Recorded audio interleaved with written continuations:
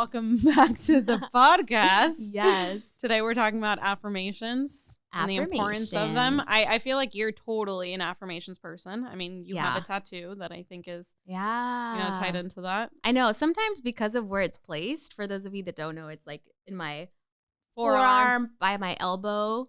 And I put it there too because of Casey's, you know how she has the question mark? Yeah. And I loved her placement. I was like, oh, that is such a great place to have a tattoo because you can't really see it. Right. Like you really can't. But I forget it's there sometimes. Yeah. I'm like, oh yeah, it's there. It's there. I am. So for you, affirmations. Yeah. Believe in them? I do. And I have one that I have going recurring that it occurs or a notification of it that happens every single day. And this is from my gratitude app. So I shared with you, I have the Gratitude Plus, and I love that app because you go on there super simple. You put all of your gratitudes for the day, like your 3 gratitudes. And then there's a community component in there where you can either create your own community. So like if I have friends that have the app, we can do that. Or literally anybody in the world that uses this app, you can read the things that they're grateful for. It is so cool. Some of them are funny, hilarious. But that one also has a little tab that has affirmations, like gratitude affirmations, so you can flip through them. And I found one, and this is one of my favorites, at least right now. And it's it pops up for me every single day, 8 a.m., but it says, I am grateful for the things I have, and I am grateful for what is to come. I love that one because it makes me feel very, I don't want to say satisfied, but just very good. Content. Yeah, about like where I am currently in life. But it also helps me to stay very optimistic and very active in pursuing the things that I want to come, you know? Yeah. Because I think that that's one of the things people think about. Well, I don't want to be content with my life currently because they have this fear that they're no longer going to have. They're going to settle. Yeah, that they're going to settle and not really strive to achieve, you know, the things that they want in life. But that's not true. Right. And so I love that affirmation because I feel like it captures both the now and the future. Yeah. Yeah. You had one, and maybe it wasn't necessarily an affirmation, but it was something along the lines of, I am what was it? It was like, I am a hard worker or something like that. And it's like hard workers would do this, this, and this. I can't even remember what it was. It was like, I am. Was it the I am capable of doing the hard things? Yes. Yeah. Yeah. That was advice that my best friend gave me that I love. But yeah, that was a big realization for me either earlier this year or towards the end of the year is when I was talking about it. But yeah, I am capable of doing the hard things. And then the other one is I love doing the hard things. I love doing the difficult things. So when do you tell yourself that? When I am faced with a challenge that I kind of don't want to do, right? But when you really dig underneath that, the truth is that no, I really do love the challenge. It feels very uncomfortable, and I think that that's the reason why I don't want to do it. Right. But like I shared before, when things are going well and it's like, you know, everything's good, I don't know, we kind of crave a little bit of that challenge. Yeah. And so I have to remind myself, no, I can do the difficult things and I like doing the hard things. Right. Because you see the fruit of it. You know, when it's going to the gym, if you don't push yourself, you're not going to see the fruit. Nobody loves to not see those results. It's like, no, I truly, in the core of who I am, I love it. Yeah. Do you think you've always been like this? Meaning like in your adult life, have you always felt that way about doing the hard things or don't feel too content with how easy things are going right now? Or do you think you've kind of taught yourself that? No, I think that I've kind of have taught myself that. I don't think so. But I think it has more to do with the having the awareness of why. It's almost like stepping back and realizing that underneath that comfort, that discomfort, like the true core of what it is that you want is obviously that result that you're after. So it's like the process feels uncomfortable, but because I like the result, then I'm making it mean that I do like to do the hard things. Mm-hmm. And that's kind of confusing. How did you make that switch though? Was it that something happened where you like realized, oh, I need to do the uncomfortable things to then progress? Because the reason why I'm asking is because when I'm coaching certain people on my team, you can tell they don't want the discomfort, and they don't see that will progress them. They just feel like that's just added work. Mm-hmm. Does that make sense? So it's like, how did you make that switch of, oh, do the uncomfortable things? Yeah. Well, I think that it's something this is going to sound terrible, but it's like we've been brainwashed, right? True. In that way. But I like to think about brainwashing as one of those things like, no, I'm cleaning my brain, right? Instead of the negative connotation. It's more of like, I'm washing my brain with all the good, with all the Kool-Aid. All the good things. But there are things that serve me though. Right. I'm brainwashing it with the things that serve me. Yeah. There's a difference there. So one, there's that. But I think that we have been brainwashed and just, I guess, more so conditioned. I was about to say conditioned. Conditioned to think very positively about uncomfortable things. And that has a lot to do with even discipline, right? Mm-hmm. Discipline doesn't feel good in the moment that it's happening, but it bears good fruit. That's a scripture, I think, as well. But so there's that, right? It's like, okay, so kind of trusting that is the case, and plus seeing the evidence of it in my life. Mm-hmm. But I think most recently, I feel like that has been more of a concrete thought that I'm choosing to take because, and this comes from, we just finished reading The Mountain Is You. Yeah. That book is so good. Rate it. Yeah. Huh? Rate it. 1 to 10. Oh, absolute 10. Yeah. Yeah. Cool. And I think that it's because it made me see, and I might be explaining this the same way, but it made me see that, again, in helping somebody change that mindset, it's almost giving them a new perspective of that discomfort. And it's hard. It's hard. But I think that if there's something that you want to achieve and the process is difficult, it's hard, it's very uncomfortable, and you shy away from it because of that process and because of that discomfort. But when you look at it from a place of, again, I like doing hard things. I am capable of doing difficult things. I choose that just because it's like, no, as much as I want to achieve this thing, that to me, I'm choosing to believe that I also want to go through the difficult things to get there. Yeah. It's hard. It's kind of hard for me to explain, but it's just having that shift. And I think that for some people, it will take some time. So you can help them change their perspective. But it's almost one of those things like Sab says, like until the pain of staying the same is greater than actually going through the process, then sometimes you might not see that change happen or that mindset flip occur. And it's hard because you know, sometimes it feels like you want it more for your team than they do. Right.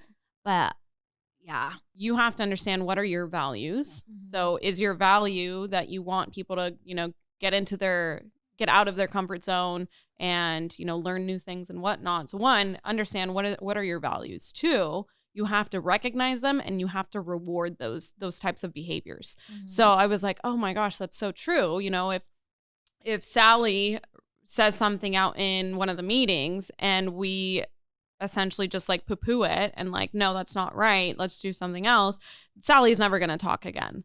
But if you reward, even if it doesn't make sense, like recognize that they went out of their comfort zone to say what they wanted to say, and reward it, you know, make it known that, okay, that person stood up and said something, as opposed to just always going with the flow. So I thought that was a really interesting way of looking at how do you at least start to implement or start to incentivize someone going out of their comfort zone. Yeah. I love that you said recognition, just because I was reading earlier today, we're reading the 5 languages of appreciation in the workplace. Oh. Yeah. And the author, he brought up such a great point. There's a difference between recognition, right? We talk about recognizing a person so that we can reinforce the behavior that we want. There's a difference between that and a difference between appreciation. And it's almost like two similar things, but there's like something that's different. So the recognition piece is very performance-based and behavior-based in terms of we see something that somebody is doing well, so we recognize it so that they can continue to do it. Right? That's definitely a motivating thing, like you said with Sally. Of course, that's going to reinforce that behavior. But the appreciation piece, it has to do with performance and behavior as well. But the underlying thing with appreciation is valuing the person as a human being. Right. And that blew my mind, because how oftentimes do you find that people are feeling a certain way or not motivated to go out of their way because they're not appreciated? And there's like a difference there, because the recognition piece, it's almost like it can be seen as something that's, oh, of course, well, they want to make sure that we're driving numbers and we're driving performance. So of course they're going to reinforce this. And there's a difference in that. And then also feeling I am appreciated, not only for the work that I do, but I'm seen, and the value that I bring is welcomed. It's appreciated. So I think those two things have to go hand in hand to continue to motivate people to step outside their comfort zone and to show up with a great attitude and to go the extra mile for your team, your company. I thought that was an amazing point. Like, it's not just recognition, it's also appreciation. Because we all want that. Right. Like, we all want Even if that. we're not someone that likes, like, D's love recognition, right? Yes. But everybody loves recognition. Let's be honest. It doesn't, you might not like it from the front of the room, but you might like it on a one-on-one basis. So it's like everybody likes recognition. It doesn't matter the type of personality. You just have to make sure that you're going out of your way. Something that I recently heard, and it kind of blew my mind, if I'm going to be honest, which it sounds so common sense, but as a manager, as a leader, as, let's say, you're running your own company, your employees don't work for you. You work for them. And if you have that mindset, you start to look at them differently. You start to appreciate them like you would want someone to appreciate you as the employer. So it's like, I'm working for you. So with my team, it's like, how can I make sure I'm making you money? How do I make sure that I'm making your life easier? How am I making sure that I'm growing you? Because in my head, I was like, oh my God, I've always looked at it like people work for me. But it's the opposite. It doesn't matter what kind of subordinate you have or how low on the totem pole someone is. I'm working for them. Because obviously, like, I don't know who it was, but I think Sabs had kind of mentioned it, like, how empowering is it to know that you're not just paying an employee, you're feeding their family? So it's like things like that. You should look at your team specifically of just like, I'm working for you. And I think it changes a lot of people's mindsets when you look at it from that perspective. I thought it was the chick from Shark Tank that said Barbara? It. Yes. Yeah. Yes. Is it Barbara? No, short hair. Oh. Not Barbara. The other short hair. The one that has this super fun story. I know who you're talking about, because I've seen that. I've heard her say that in an interview with the Diary of a CEO. Yeah. Yeah. Bartlett. I'm reading his book. I don't know. I just started listening to his podcast and I got triggered today. Oh, really? Tell me about it. I love this. So apparently there's this whole thing about like the vegan diet. Okay. And so like, yeah, there's some truth to it, but also like I'm someone that protein, like I'm going to eat protein all day long. And this guy, oh my God, I like lost my shit. He said that white bread is better for you than chicken, than meat, than eggs. What? And I was like, ending podcast. Why? Because any kind of meat, like in this guy's head. And so the guy was asking him, he was like, wait, why? He goes, by the way, like I love chicken. I love eggs. And you're telling me that white bread, because they were talking about bread first off, like grains. Okay. And so he says, so out of all the breads, let's say you go to a restaurant and they offer you bread. And he said, out of, wheat, white, rye, sourdough, whatever it is, which one's the best for you? And he goes, I know that like white bread is known to not be the best for you. And he goes, it's better than chicken. And I was like, what? Crazy. So I think it's all like what you believe in, that's fine. But in my head, I'm like, you're out of your goddamn mind. Oh like, you're going to tell me white bread is better than chicken? But it's because this guy is such a proponent of the vegan diet that like anything that's not vegan is not good for you in his eyes. And I was like, and literally, so the guy asks, he goes, but why? And he goes, oh, it just is. But why? Well, it just is. It's so much better for you. And it's like, I need the facts. You I have need the data. nothing to tell me. And obviously he was like, well, I've had a patient that we put him on the vegan diet and he was a diabetic. And after a year, if he went to any doctor, the doctors would not be able to tell that he actually had diabetes because he was on the vegan diet and he lost 60 pounds. Okay, great. Yeah. But I've also looked at how much muscle mass do you lose when you're just on a vegan diet. Because you're not taking in those natural proteins, right? You're eating more of the like supplements and things like that. So it's like, I got so triggered and I was like, okay, that's like, yes, it's always great to listen to opposing perspectives, but I was like, this is not like, I don't know. I mean, I've seen athletes who perform well and just like even people that I follow on Instagram, that are vegan and they have an amazing physique. Right. So I don't know. It has its like pros and cons, but I think that if you are on a vegan diet, it just kind of takes a little bit more extra intentionality to get all of those nutrients in. Yeah. And sometimes, and I know for a fact, because I did the whole vegan thing for some time. Yeah. It's hard because you gain one thing, but then you have to go about it in a different way. And some of it can be a lot of processed foods. I'm not saying that it's all processed foods. Right. It's not. But I'm not saying like do vegan or eat McDonald's. Like it's still have a healthy diet. But it sometimes it sounds like that's like what this podcast was almost arguing, like this highly processed bread versus chicken. I was like, what? Yeah. I feel like you pick and choose your battles. Like, what shit sandwich do you want to eat? Right. 100%. But I just was like, but this guy didn't have, I mean, I didn't get far into the podcast, maybe 20 minutes. You ended it there.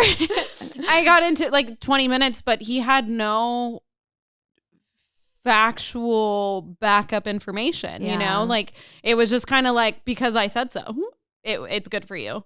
And so what I liked is that the podcaster, he was like, well, I eat eggs and I eat, meats and chickens and things like that. And he goes, and I'm in the best shape I've ever been. Yeah. And he was like, you'd be in better shape if you were a vegan. Like, oh my God. Yeah. I was wondering if it was you, but now that I'm thinking, I think it was one of my other best friends who sent me this video. It was on Instagram of the like chicken one?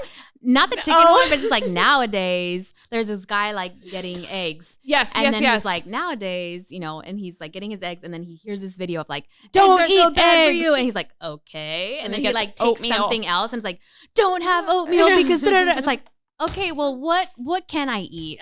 Yeah. Just pick something, stick to it. If it works for you and you're healthy, I don't know. Right. Well, and he was even saying like, well, what's the difference between a vegan diet and the Mediterranean diet? It's very light on carbs. It has proteins and it has veggies. And he was like, nope, chicken. The worst. And I was like, oh my God. You will get chlamydia and die. Oh gosh. Oh my goodness. But yeah, that was okay. Back to affirmations. Chicken is good for me, and chicken. No, I was kidding. What do you have any affirmations, or how do you feel about affirmations? I think, and I maybe to each their own. I don't have like repetitive affirmations in the morning that I tell myself in the mirror as I You know, ready. like there's no weeds. But when I'm going through something, like kind of like you said, when someone's putting you in a more difficult situation, that's when you remind yourself, oh, wait, I like this. I know I'm good. You know, I'm good in this type of situation. I'm great in high-paced environment. So for me, it's not necessarily like I tell myself every morning something, but I remind myself when I am put into situations where I don't think, or maybe I feel like there's a lot of shit going on and, you know, ooh, maybe a migraine's going to start if I don't fucking organize this. I remind myself of, you know, who I am, how I got here, and I know that I can do this. But yeah, I know that people in the morning sometimes have certain affirmations or whatever, but. Well, I think that in itself is a form of affirmation, because when you think about affirmation, and even in thinking about a love language, right? Words of affirmation, you're doing that for yourself.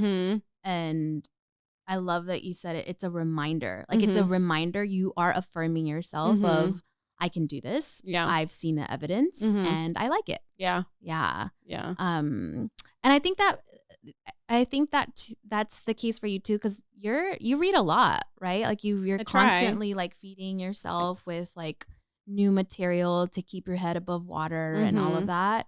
I think when people don't have that, that's when it can get hard, and where affirmations might not work, right? Because it's like you think, oh, if I just say this to myself, like, but I think affirmations, it's almost like it's a catalyst. There's a compound effect that happens if you're practicing it, reminding yourself, doing them day in, day out.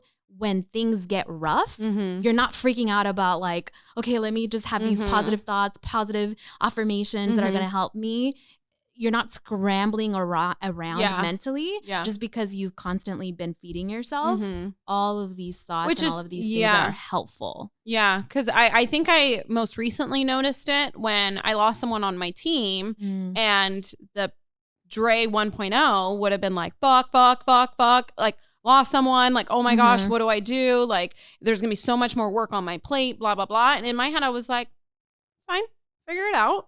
And even, you know, the people on my team, they're like, there's just going to be so much more work and we're fine. Yeah. We'll figure it out. If there's things that you need to be taken off your plate, I'll take it. And then vice versa.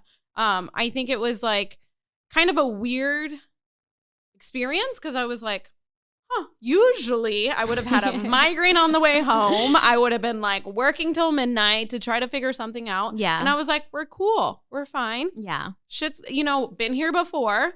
And I didn't die, you know, I'll be fine now. So it's like, and then also realizing like, okay, I learned a lot from the person that was in that position. Now I want to change it. So it's like, I don't want to settle for someone new on my team. So it's like, it's going to be a little, so it's also setting the expectation with my current team of like, I am not going to settle for the person that we put into this position. And I want you to help me revamp this position of like, how can it help you too? So it was like, oh, okay. For them, it wasn't like, well, we don't have someone after a week, like, fuck. And it's like, no, you're right. We don't want to settle for someone that's just here to clock in, clock out, and then whatever. We want them to make a difference. And so it's like, okay, cool. We're cool. And so it's like, I think trying to instill that in everybody else of like, we're fine. Yeah. It's all good. We ain't going to die. Yeah. So that's a really cool piece of evidence of seeing a level up in mentality, right? It's like before I would have freaked out, but having that, oh, I didn't freak out. That's something really cool to acknowledge. It's like, okay, I'm leveling up. I am embracing these new thoughts of, which don't get me wrong. In my head, I was like, should I be freaking out right now? Yeah. Should I be a little bit more emotional? Yeah. Or am I like so detached from it? So it was kind of like I had to weigh the pros and cons of how my emotions were. Yeah, but I get that, because even for me, you know, the last person that left our team, I think that I could have reacted the same, but very similar to you, I didn't. And I didn't because I think that I've gone through this scenario plenty of times now, and the evidence shows that I do figure it out and that I can handle it. And so there's confidence there that, hey, all is well with the world. Yeah. So, but it is that thought of like, no, my bandwidth has increased. Yeah. And so I can do more. That's, I don't know. That's just really funny. Should I be freaking out? Yeah. I was like, should I be or Yeah. should I not be? Yeah. But yeah, realize I shouldn't be. Affirmations. Well, I kind of touched on whether they work or not ish.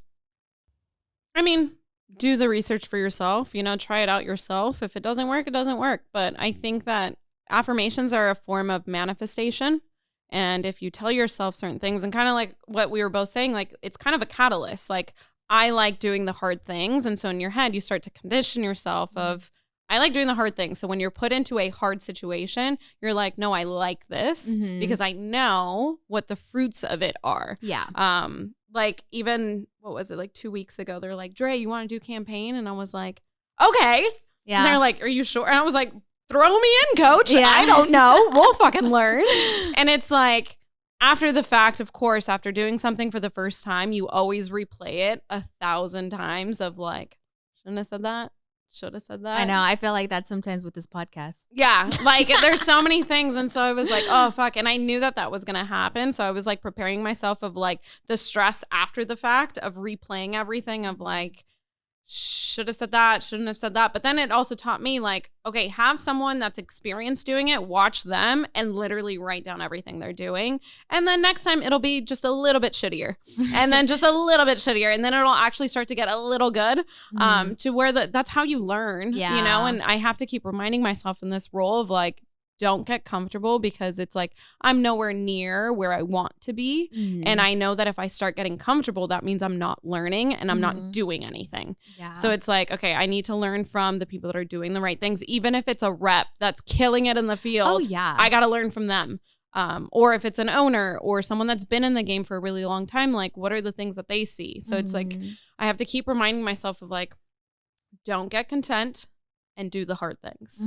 And I think that it's like a fearless, or what do you call it? Never ending loop of just like, okay, I did it, but then there's this that I have to accomplish. Okay, I did it. Now there's this that I have to accomplish. So it's just been a never ending thing. Yeah. How do you find the energy to continue to like level up in those new things that come around? Like you're saying, like I figure this out and then there's something new or I think, and I posted it on Pink Cactus this morning, is like being okay with being a beginner at something.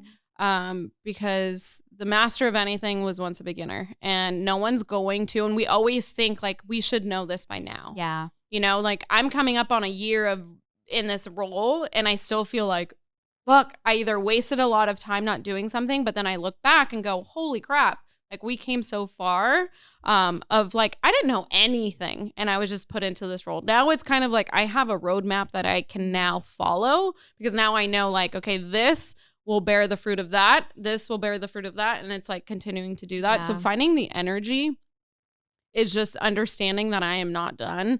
And everyone keeps asking me too, like outside in my own personal life, like Chris's dad was like, how long do you work in a day? And I was like, I don't know. It could be anywhere from 10, 12 hours. It kind of just depends. And he goes, why do you work so much? And I was like, okay, I don't have any responsibilities right now. I have no kids. We're not married yet. Just bought a house, but that's not really the biggest responsibility. And it's like, that story of the mechanic that charges someone $500 for 2 minutes of tweaking a little bolt, and you're not paying for the work he just did, you're paying for his experience. And so it's like right now I'm focusing on my credibility of how can I make sure that my results bear exactly what I want before I have to deal with any of those responsibilities. Because I know when I have kids or when I have other responsibilities, I'm going to look back and go, fuck, I should have spent that time going hard in the paint, because if not, then all I'm going to look back on is regret and then be like, well, now I can't do it, So it's like, I want to build that foundation now when Chris is like, fuck, go to the field. Like, I see you at 9:00. It doesn't matter because we're both working on ourselves, and it makes it that much easier where there's not someone else I am responsible for, a child, a dog, or whatever. So it's like, I am constantly waking up every morning going, okay, today, what can I learn? What can I now put towards where I want to go? So yeah, it's like a constant reminder of like, Dre, you're not there yet. And I even texted Sabs over the weekend and I was like, I've realized a lot of things and I need to find a replacement one for the team member that left so that those things are off my plate and I can be fully immersed in the field so that I can start having first gens. I can start building the team because, you know, there's so many like long-term things, of course, but short-term, I need to focus on the team. And how do I do that? I need to be the example. I need to lead by example. So it's just, there's a lot of things. Yeah. And it's just like, it seems like a lot, but it's like, I have my roadmap, and it might feel, if I reflect on the last week, like, oh, I didn't do anything differently. But if I reflect on the last 6 months, it's like, oh, fuck.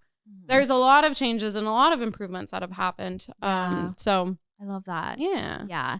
And I think that if you're thinking about things long term, it keeps the now fun as well. And just, it keeps you active, like you're saying, keeps you energized just because you know, like, okay, I'm taking advantage of all of the seasons that I have available to me before I get to others where I won't necessarily be able to have maybe the exact same impact or have the exact same energy or whatever.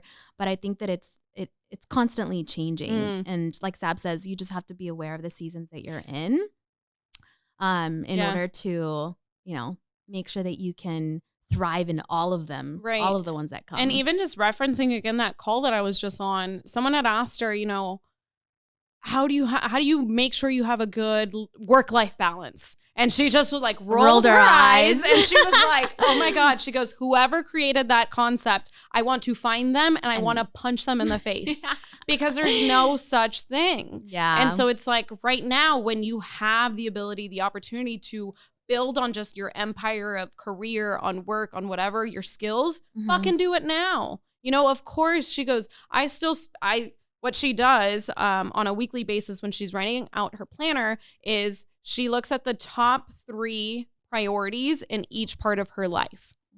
So for work, her husband, her son, her family.